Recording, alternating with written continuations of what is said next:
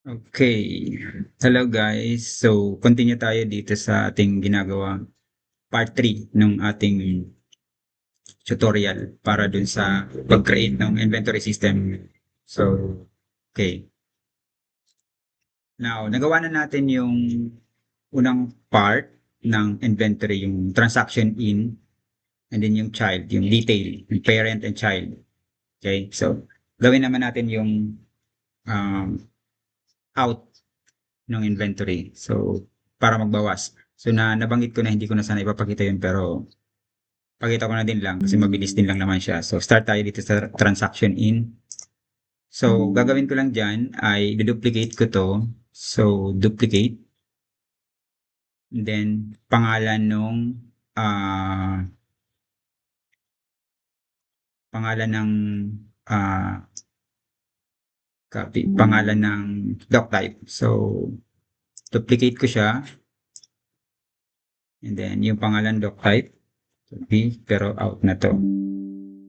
Okay. So, save. Okay. Now, mayroon na akong lock type para sa out. Baga, dahil dinuplicate ko lang yung parehas na parehas niya yung in. Pero meron tayo dito i-adjust. Yung supplier. Supplier dito dapat ay customer. Customer. And then, yung customer ito. Customer. Okay. And then, yung master, hindi ito customer, dito supplier, kundi customer na to, customer master. Okay. Customer master, then save. Okay. So, check natin. Recheck natin to. Okay. Nice. So, di sa particulars, yan, same pa rin, pero yung data na ipupull natin dyan ay fetch from customer master. Okay? And then, fields, customer, okay, customer name. Yung detail niya. Customer name. Company data. Okay, save. So, check natin. Out. Okay, meron tayong transaction ng out. Actually, delete muna natin to. Delete muna natin to.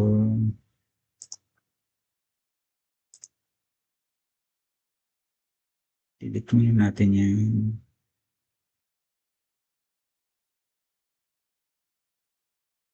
Okay, delete. Okay. Out. Magkataka kayo, ba't mayroong transaction nun? May testing kasi akong ginawa kanina. So, yung doc type na dinelete ko, pero yung transaction is dinelete. So, okay. Start tayo. So, check natin to kung gumagana. Okay, gumagana siya. So, customer, kung sino yung customer na yan. Reference. So, okay. So far dito na check natin, okay na. So, itong part na to, ng detail, hindi pa natin link. So, dapat ang link niyan, balik tayo dun sa doc type. Oops. Okay. Leave. Close ko muna to. So, balik tayo dito sa doc type. Out. Na natin, nasa out tayo. And then, transaction detail dito, transaction, yung item dito, yung detail, yung child niya, ay hindi dapat ito child ni in, kundi dapat child ito ni out. Pero wala pa tayong out. Okay? So, gawin muna natin yung out na child. Balik tayo dun sa doc type. Okay? Nakagawa tayo ng meron tayong out, pero wala pa tayong in para dito, or yung ano, detail yung child. So, gagawin ko rin, duplicate ko rin to. So, duplicate. Where's that? Duplicate. Okay, back muna. Kopyahin ko lang muna ito. Para tamad tayo mag-type. So, now, duplicate. Yan. And then, out. Save. So, meron na tayong detail para sa, or yung item detail para dun sa out na transaction natin. So, balik ako dun sa doc type. Doc type. Please. So, mapapansin natin dito, meron tayong out para dito sa transaction in. Okay? Ito yung out. Transaction out. And then, ito yung in. Okay, so, continue tayo dito sa pag-link. So, balikan natin tong transaction out. And then, ito ay hindi na dapat ito dapat in na siya, out na siya, hindi na siya in. So, okay, now, na-link na natin yung na-link na natin yung child nito, yung item. So, save.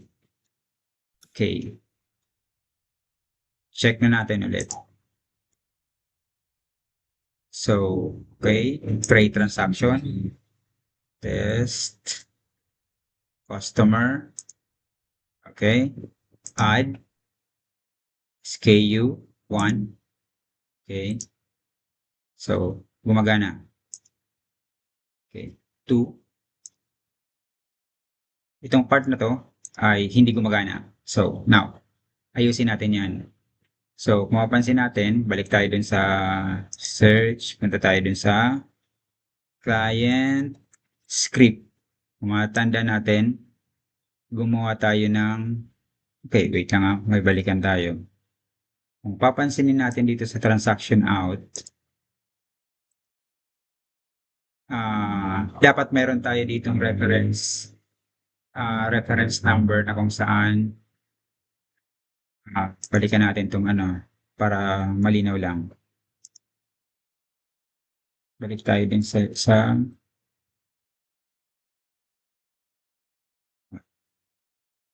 transaction in list. So, mapapansin natin dito, meron tayong ID, yung series number. Transaction in, ito yung serial niya. Mapapansin natin dito. Ngayon, dapat meron din tayo nito para sa out. So, configure natin yan doon sa naming list rules. Naming list rules. So, ito sample ko kanina ay naset ko na siya. Pero ang point is, parehas din lang naman itong transaction in. Ang difference lang ng dalawa is ito. Pansin niyo transaction in, yung ginawa natin nung nakalipas. And then, yung out,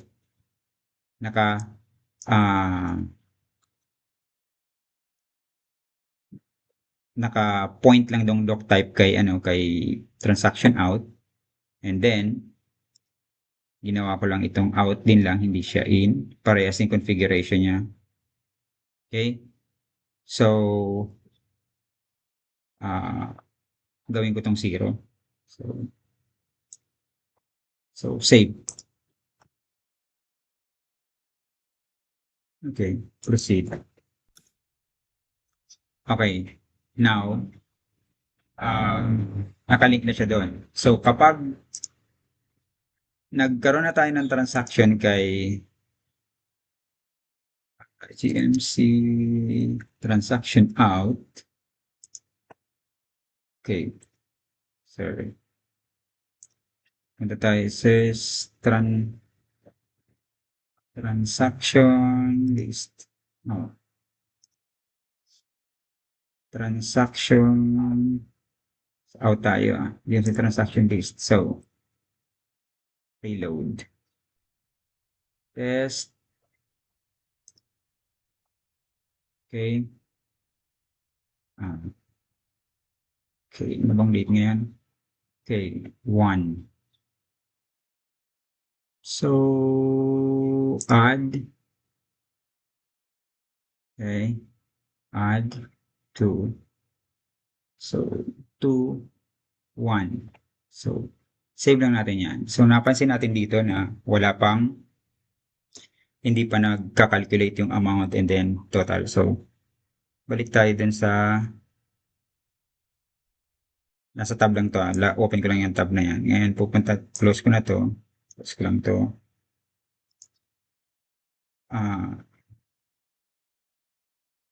Magsiset tayo ng, saan na ba tayo? Okay. Wala ko. Okay. Client script. Kailangan natin ng mag-set ng client script para din sa total. Yung total per row nung ano, okay. Duplicate ko lang to.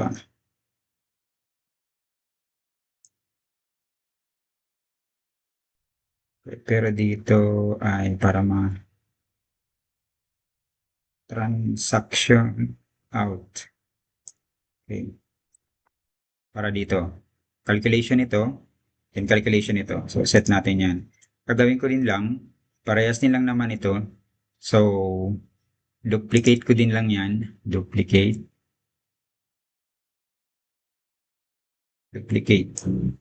Okay. So, transaction out. Okay, wait.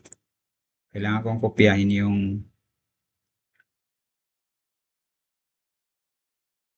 okay.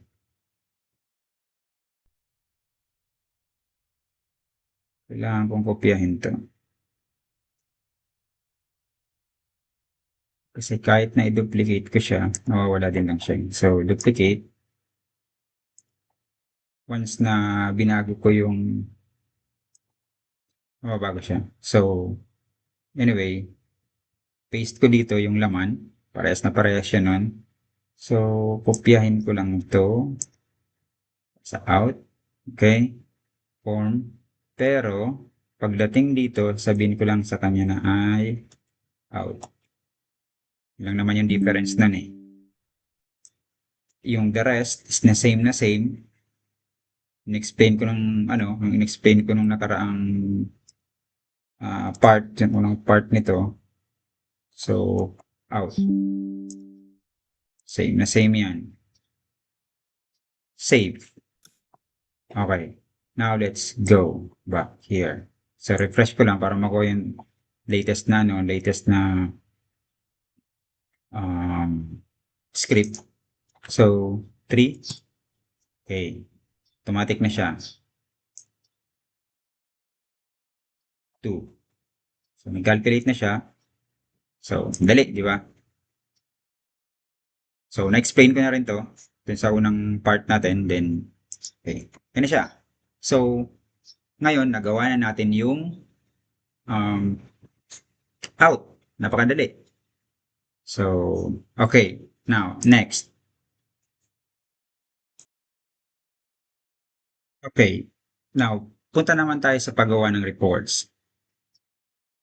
So, kapag kailangan natin gumawa ng report para dito, kasi kailangan natin makita yung pumasok at saka lumabas, ano yung balanse. So, okay, now, kailangan nating, save ko muna natin to. So, kailangan nating gumawa ng report. So, punta tayo sa report list. Ito yung mga existing reports. Gagawa tayo ng sariling report. So, add report. Pangalan ng report. Halimbawa, okay, CNC inventory report. Okay, doc type reference. Okay.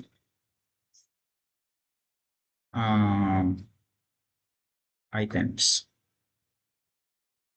Item master. Okay. So, item master, reference, okay, standard.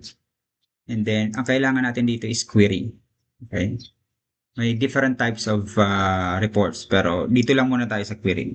Kung natin intindihin yung iba, hindi nakakalito. So, and then, sa query na yan, meron akong paste dito na query for SQL para hindi na kayo nanonood sa akin magta. Pero explain ko to. Okay. Kung natandaan mo, nag-build tayo ng doc types, which is item, which is ito yon, item master na to, which is ito yung pinaka nilagay ko dito na reference doc type, primary reference doc type. Pero makikita natin dito na okay, sinasabi ko dito select item. May nakikita ka ditong A, saan ta nanggaling A? Itong doc type na to or table na to, ito yung kasing actual table mismo dun sa database. Paano ko nalaman tong tab GMC item master? Ito yung table sa database. Kay Frappe, ang format niya ng pag-create ng table is may prefix siyang tab and then yung doc type name. Kaya alam ko na ito yung pangalan dun sa underlying database niya. Okay. So, binigyan ko siya ng alias na A. Kasi para wag akong paulit-ulit nito dahil kung hindi ako maglalagay nitong alias ang tawag nito eh. Hindi ko maglalagay ng alias, sabihin ko sa kanya tab GMC ito. Uulit-ulitin ko tong i-type dito sa A instead na A. So, imbis na magta-type ako niyan palagi, ito na lang a.itemd, which is yan yung item na nandun, ito yung field doon sa doc type na yon, category unit. Paano ko nalaman yan na yan yung mga doc type na yun? Pag pumunta ka dun sa doc type itemd, okay, item si master, diba ito yon, GMC master. Okay, so kung makita yung field niyan, field name, ito yon, item description, ito yon, and so on. Okay, so dun ko kinuha to. So item, description, category, unit, yan, mga yon. And then B, may nakita na naman ditong B. Itong B na to, alias naman ito nito ni child sa in. Okay, nainbigyan ko siya ng alias na B para hindi na ako magulit-ulit. So dun naman nanggagaling yung quantity. Parehas din naman, tingnan mo yung table na yan.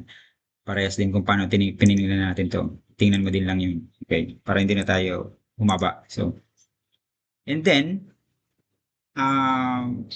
quantity out.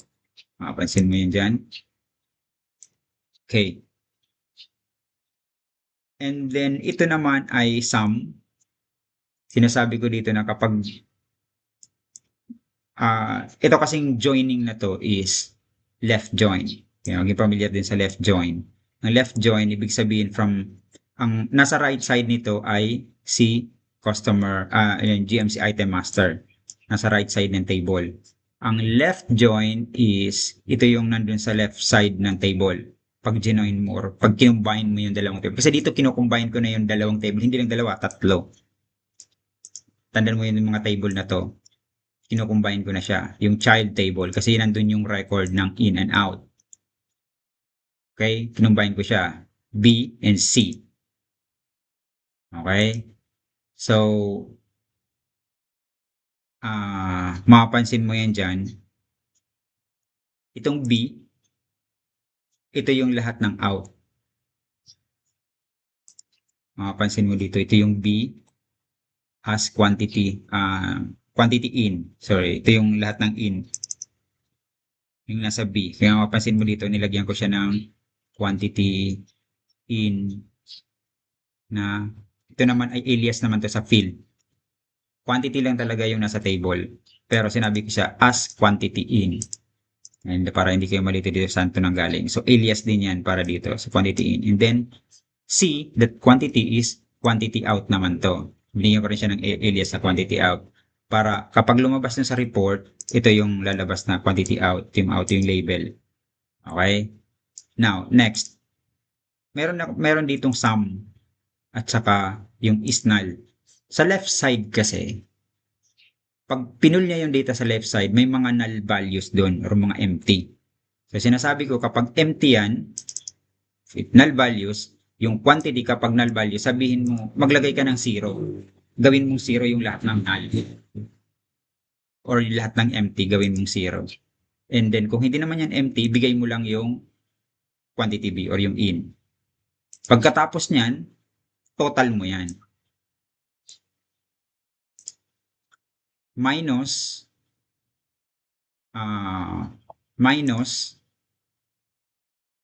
yung quantity out, yung C. Diba? Yung C that quantity, which is galing yan, C that quantity is galing dito sa out na table. Okay? Tinotal ko siya, and then minus. Total nitong total ng quantity in minus total ng quantity out is equal as balance. Okay? So yan yung yun yung formula niya. So at ibig sabihin galing dun sa dalawang table, sa dalawang doc type. Galing sa in, which is in, nagre-represent nito si in, total ng in, and then out, total ng out. Balance. Okay? So, ganun yung gawin din natin dito pala ay yung quantity in, kailangan ko rin pala itong i-sum or i-total yung quantity dito. So, sum, kailangan ko siyang i-sum. Okay? As quantity in, and then sum din yung quantity out. Isa yung function niya, yung sum na yan, default function yan sa SQL, MySQL. So, yan yung query. And then left join, na-left join siya. So, dito, mapapansin mo dito yung left join, yung table, nakalink siya sa item ID equal to item SKU. Okay, yan kasi yung value na meron silang magkaparehas. Sa item sa in na table, child table ng in, meron siyang SKU. Minamatch niya dun sa parent na master. Okay, same din dito. Minamatch niya din si item SKU at saka yung item master. So dito mo siya kino-combine, dito siya nagli-link. And then group by item D. Item D, pag sum kasi, kailangan i-group yung per item. So, parang sinasabi mo sa kanya, i-total mo or i-sum mo yung lahat ng may item ID na ganito na product. Total mo yan. And then order by description. Kumbaga, yung sorting. So, yan. Save. Okay na yan. Then save. Show report. Tadaan! So, mapapansin natin dito ay mayroon tayong out. Ito yung lahat ng in. Total in. Okay? And then, ito yung total out. Minus siya. Ito na yung total yung balance. Okay. Now, check natin Mag-out tayo dito sa 3. SKU number 3 na yan. Punta tayo dun sa transaction out. TMC transaction out.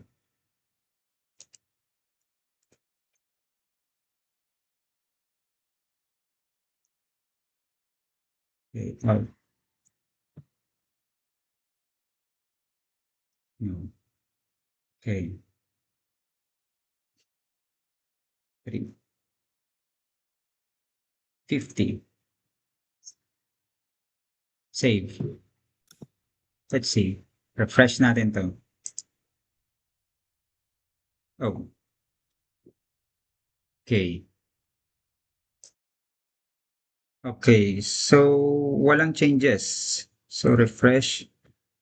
Walang changes. Now, let's check. Balik natin. Okay, ang problema ay nandito. So, dapat nito, wala ito. Okay, transaction out detail. Okay,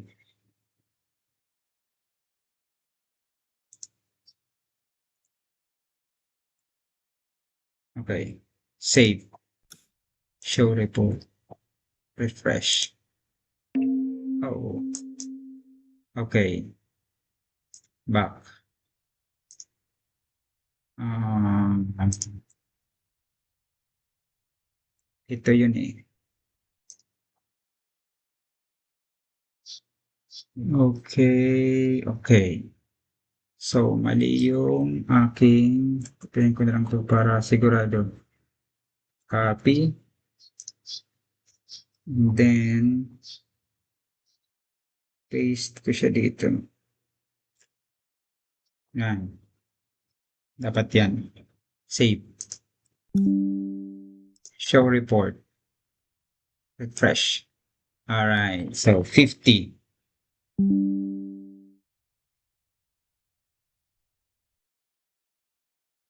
Okay, so mapapansin mo dito ay ano na siya ng changes. So, 50, diba?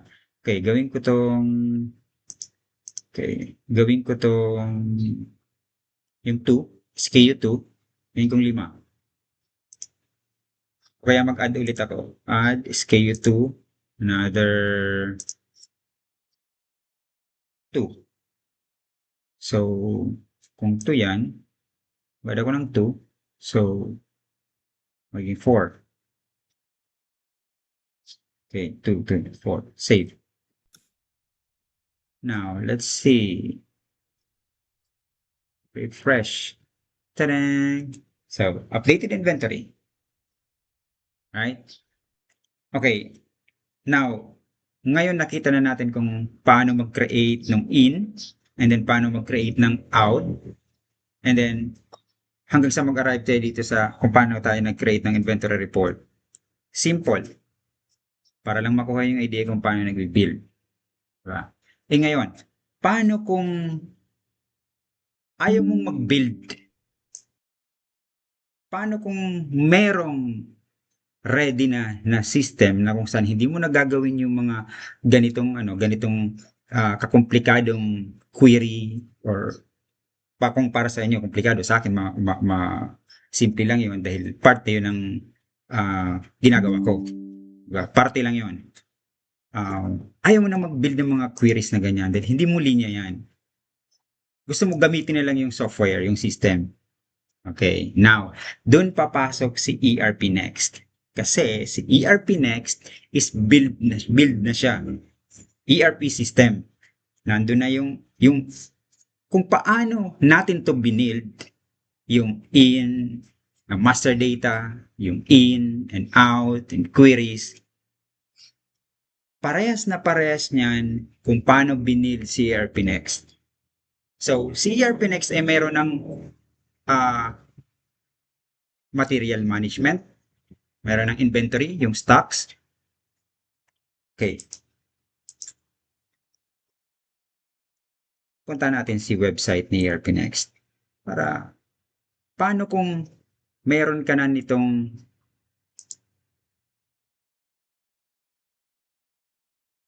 okay.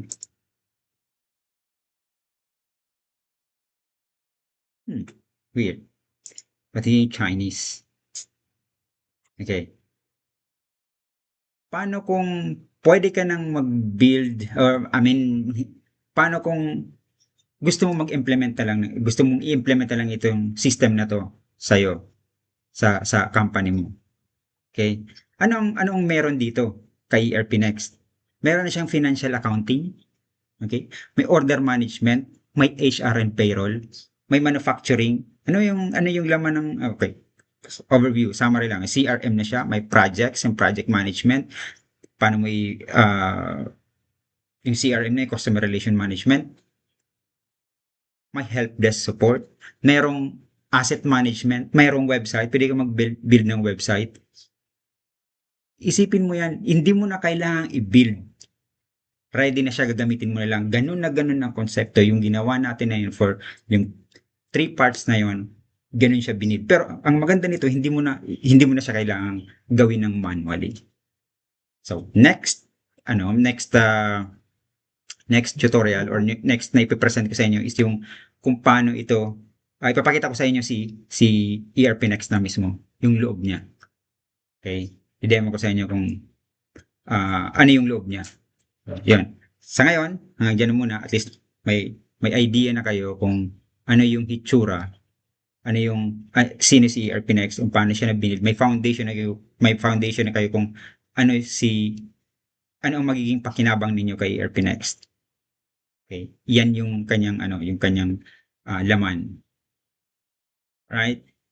So, sa ngayon, yan muna. So, God bless.